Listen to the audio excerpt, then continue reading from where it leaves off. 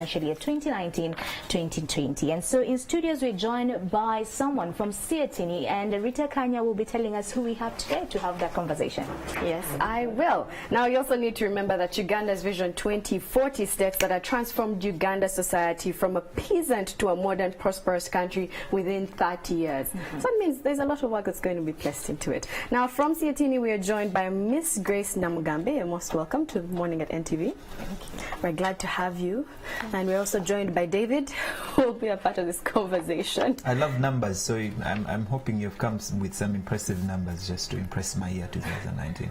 I have big plans. Besides muscles, I want to travel, so yeah. Away from the muscle conversation and onto one where the government has put into place several mechanisms to widen the tax base. And one of the things that CSOs is saying that they can actually have other ways of widening the tax base past what we saw in 2018, where we had the mobile money tax, we had the social media tax, all moves to actually widen the tax base. And what are these viable options for widening the tax base?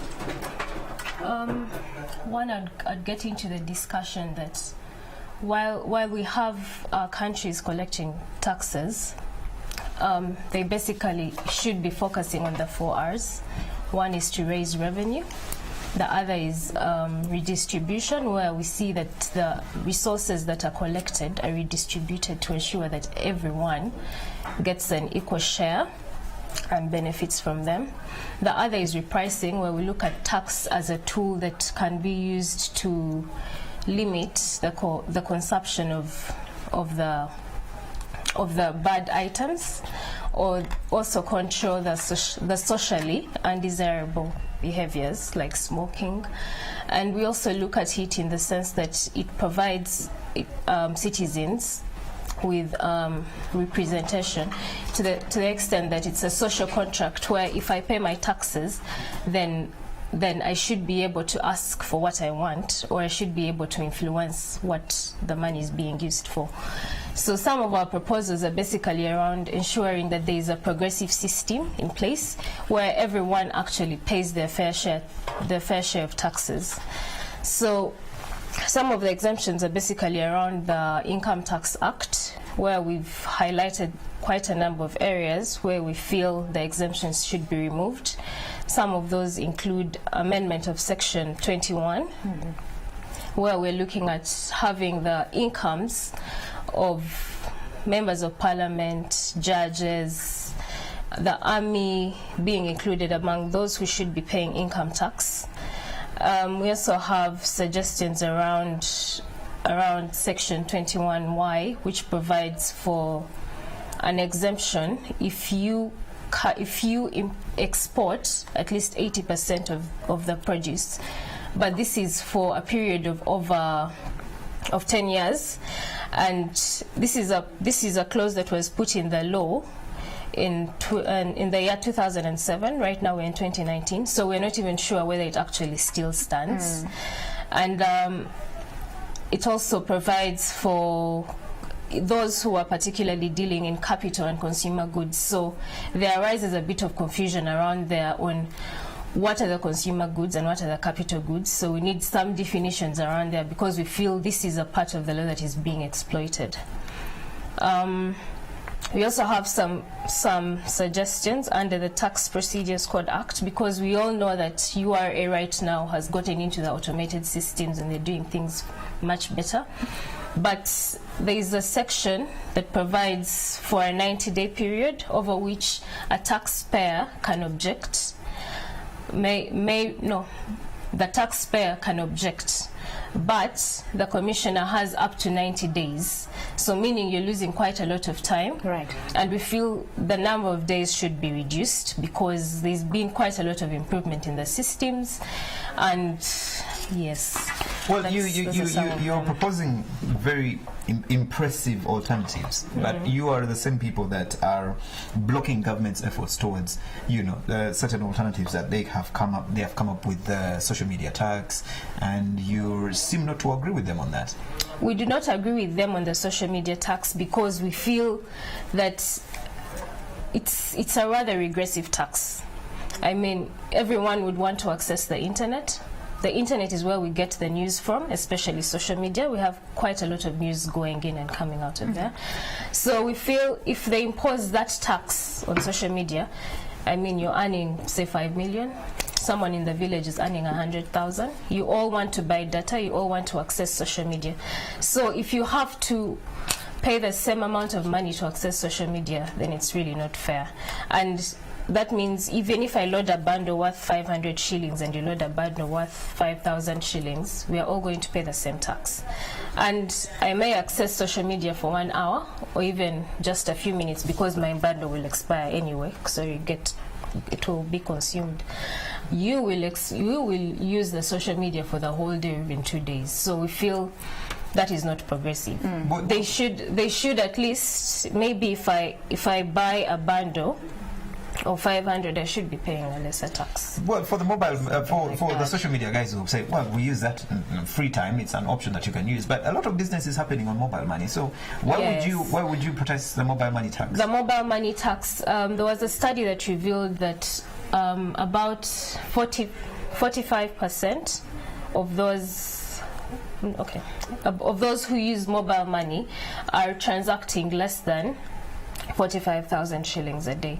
So we see that the tax impacts more on the poorer people than those who are actually earning more or transacting huge amounts. So even then, there is need to have, if they cannot repeal the tax, because we know URA did make quite a surplus from the mobile money tax collections. So if they cannot repeal it, then they can collect strata bundles to say that if you transact between 0 to 45,000, you pay a lesser amount. And so on and so on. But seemingly people are actually going into the alternatives, because pretty much URA actually did point out to the diminishing points of revenue collection from social media taxation, which shows that the masses are actually pretty much moving away from it and looking into alternative areas. Let's move to alternatives that are being proposed with regards to the debt situation in the country. Of course, the debt to GDP ratio is currently at about 38%, and the finance minister was coming out to say that we have not yet gotten to the threshold. So pretty much we are at a safe point. We have our neighbors in Kenya who have passed the threshold. They're past 50% threshold, and still they're saying we are growing. Can't we just see what the neighbors are doing? We are okay. But pretty much now the conversation has been, what alternatives could there be with regards to projections of growth, the economy, and just inviting people to support us, of course, other countries. Are there options? Do we have to borrow for us to grow our economy? Are there options to grow the economy without borrowing, pretty much? I think, just like I said before, one of the reasons why we actually do collect taxes is to raise revenue, and tax is, I should say, the most sustainable source of revenue, because then you have control over what you do with it, unlike debt. And in Uganda, we've seen trends where the debt is growing day in, day out. There's a tremendous increase in debt. But the other question is, what do we use the money that we borrow for? If we are borrowing money to invest in, yes, it's good to invest in the roads. We're investing in security. But there's need to look into the more productive sectors like agriculture, trade and industry, that are receiving very, very small amounts of the budget, because I know that the recent budget framework paper showed that trade and industry alone is receiving about 0.3 to 0.4% of the entire budget. And if those are the productive sectors, and we have a theme that is industrialization for job creation, and we are investing very little amounts of money in those sectors, because then those are the sectors that we would be investing in and reaping returns to invest then in the other sectors of the economy. But if we're not doing that, then we're definitely going to see a huge growth in the debt. Is Siatini against the borrowing pretty much, or is it pro us living within our means? For example, like 2019-2020, the proposal is that the tax revenue will be pretty much, bordering 17.8 billion Uganda shillings. So with that in mind, can we move away from borrowing, really? One, What is the SME Pro? we need to live within our means. Okay. But when we are borrowing, we should be investing in the more productive sectors, not investing in sectors where we're not going to be able to reap benefits. All right. To pay back the debt. Okay. Going back to revenue collection, you mentioned the fact that we need to now be taxing, perhaps as an option, taxing members of parliament. People like government officials, like judges, need to be taxed. How much would we be looking at collecting if we choose to go this way? We've not really been able to ascertain the figures for all of them, but one thing I know for sure is that annually, the last figures that we got, just as the MPs had received that exemption, it was a total of about 49 billion shillings being lost because MPs were being exempted from paying tax.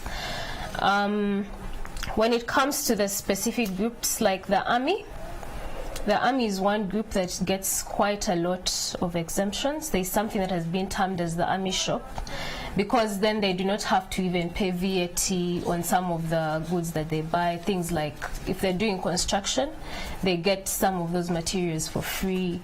So they're the same for getting the favored child of the nation.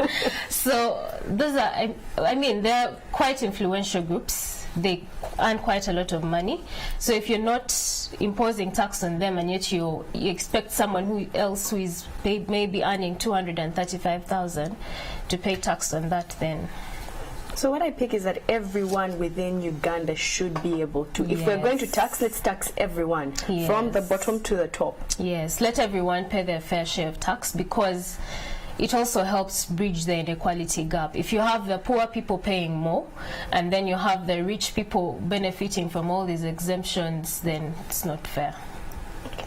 We don't live in a fair world, my friend. But yes, it's not fair. Just as you think of all these alternatives, don't you feel that in some of these alternatives there's an element of double taxation from the Ugandans? Because like earlier we mentioned, very many people were complaining about mobile money and social media tax and saying that's double taxation. Well, don't you feel in some of the alternatives that you're giving, there's that element? Yes, because one thing is that it's not fair, because URA has a taxpayer register of about 1.2 million against a taxable population of 9 million. So we see that there's this small group within the formal sector that's doing payee, VAT, excise duty. All these taxes are in a very small group of people. So that is something that also needs to be considered, to have at least to widen the tax base, because there are so many people within the informal sector. Fine, there are those that have the small businesses, but there are also those who are high net worth individuals. A recent study we did showed that we had about 897 high net worth individuals, and those earn really huge amounts of money. They're also going without paying tax. So, those are some of the avenues that need to be tapped into. We know URA has tried. They've even created a high net worth individuals unit specifically for that. But it's highly politicized as well. So even when you're trying to enforce, there's the political will that's backing them up. At CTD, have you thought about SMEs? There's this people who are starting up these small businesses, because we're looking at entrepreneurs in the country.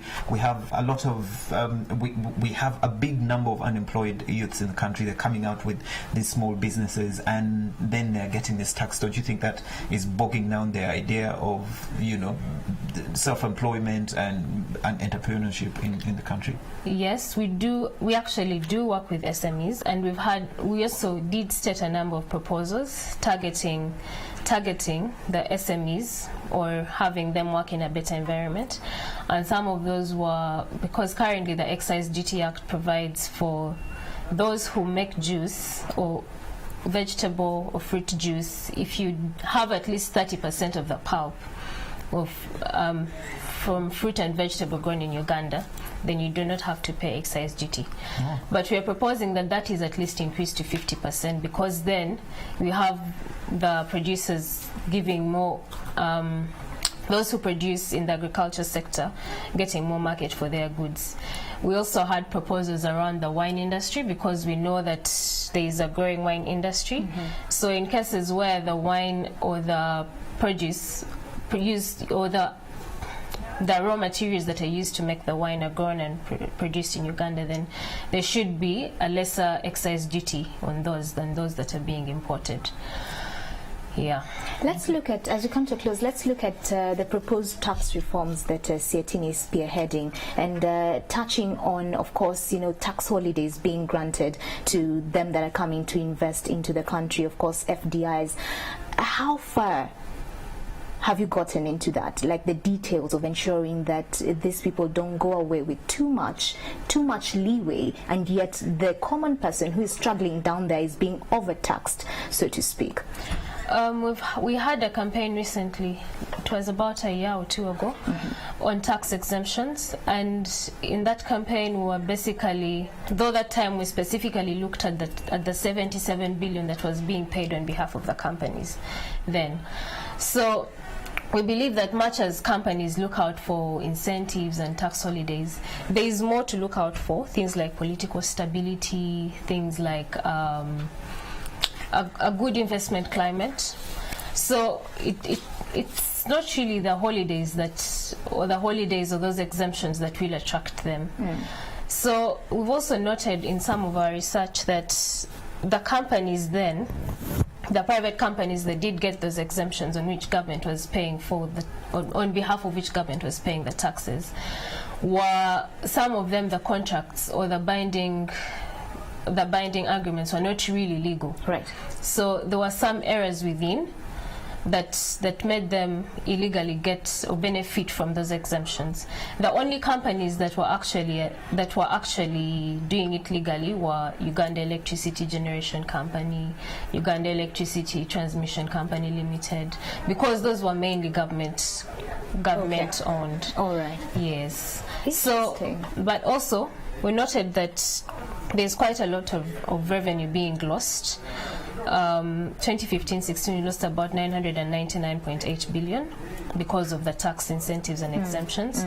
So that is an area that needs to be tackled. We need a clear policy in place to guide the award of some of these exemptions. With durations as well, yes, and limits. Yes. Okay.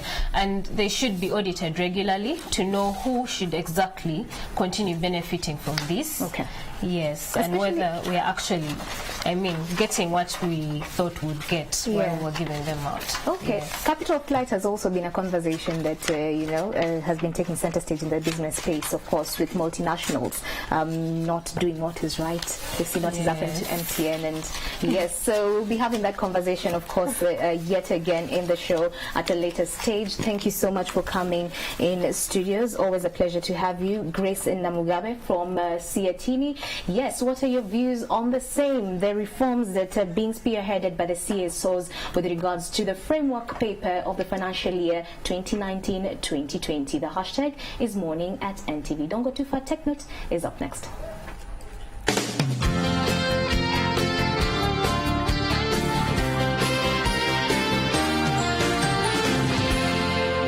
You're watching Morning at NTV.